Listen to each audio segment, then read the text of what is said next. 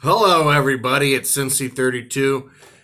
Today I have like a really fucking bizarre obituary that was in my local paper. So basically, I got off work Friday morning, and usually in the morning when I get off work, I'll go over to my parents' house while they're still asleep. They haven't woken up yet to steal things from them because I don't know if you remember, I did a video from a few weeks ago. And I talked about how I was sick, and my doctor, Muhammad Cohen, he prescribed me some medicinal crack cocaine. Anyways, Dr. Cohen, he's been arrested. And so I can't, I don't have a legitimate way to get my prescriptions for my medicinal crack cocaine.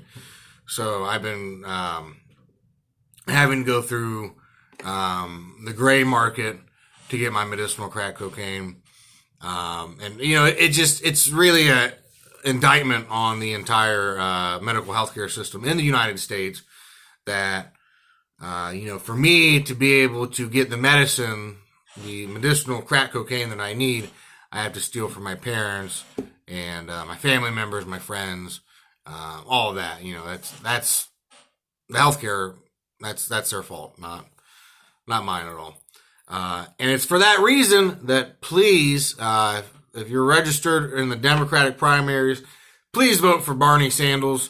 He will provide us with the free health care. He will provide me with the medicinal crack that I need, the medicinal crack that we all need. So please, feel the barn, vote for Bernie Sanders. I was over at my parents' house stealing some of their shit, and I took their newspaper too. Because what I like to do is I like to get the newspaper, and what I do is I go through the obituaries, and I see, who died in the obituaries, and then from there I plan what houses I'm going to rob, during the funeral services, memorial services. You go to you look up these people in the phone book or online, find out where they live, the dead people. Bam, you break in their house, no one's there. I mean, all their fucking family and shit, they're all the fucking funeral and shit. It's fucking awesome. I highly recommend it if you guys need to pay for medicinal crack somehow, because mean old Donald Trump ain't supporting your medicinal crack. That's how you do it. Anyways, I found a fucking obituary in here, and it's fucking bizarre as shit. Oh my god. So, it's, of Ingmar Harris.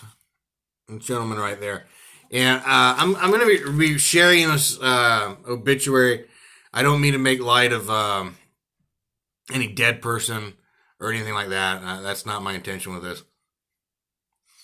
But whoever the fuck put this obituary in here, they can't be surprised that, there's a motherfucker on YouTube making a fucking video about it. It is so fucking weird. I kind of suspect maybe he wrote his own obituary, because to think that he had a family member or friend that fucking wrote this for him is just, it kind of hurts your brain a little bit. But here, I'm gonna read Ingmar Harris's obituary.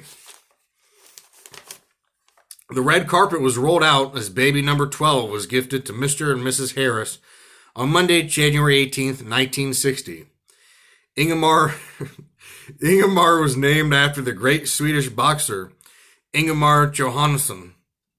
As a child and teen, he enjoyed playing many sports and teaching his little sister baseball, football, and basketball, which he had some amazing skills, practicing hours for nothing but net points from downtown and reverse layups, which made it difficult to beat Tracy Jackson to his Kelly Tripucka.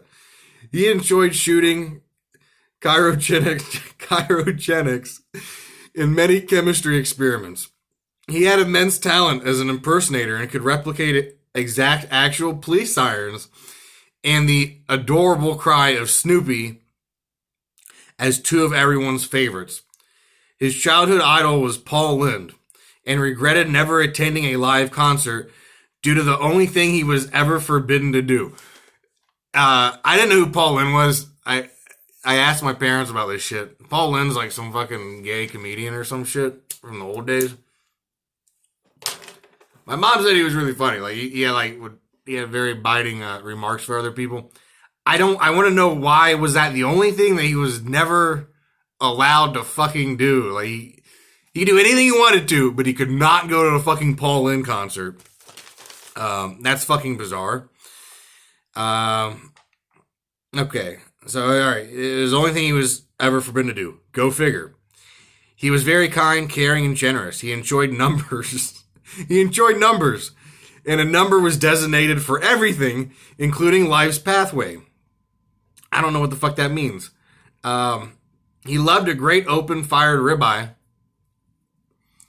delectable cheeses with the cigar box flavor, sweet and smoky from the back it's exposed to, wine.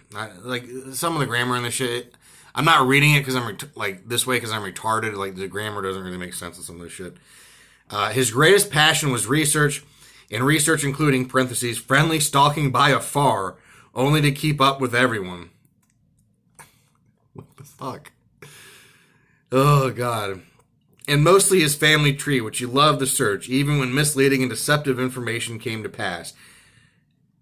That makes me think he found, like, a black person in his family tree or some shit. And he was like, oh, fuck this shit. I'm Ingehar. I'm a Swedish boxer. I ain't got no black person in my family tree.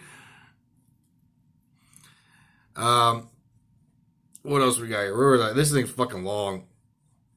All right. Ingmar attended Northeastern High School and received his bachelor's from Muskingum University and obtained his master's at Florida State University. The red carpet was rolled in on January 24th, 2020. He was preceded in checkout time by many. He abandoned 2 uncles.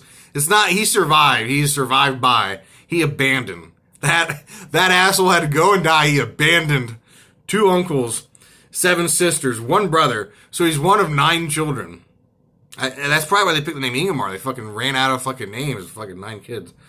Extended family of in-laws by marriage, nieces and nephews. Great nieces and nephews, great nieces and nephews, a wide range of first, second, and third cousins, 1 very special USPS carrier in Columbia, Missouri, and some very close neighbors, acquaintances, and friends in Columbia, Missouri.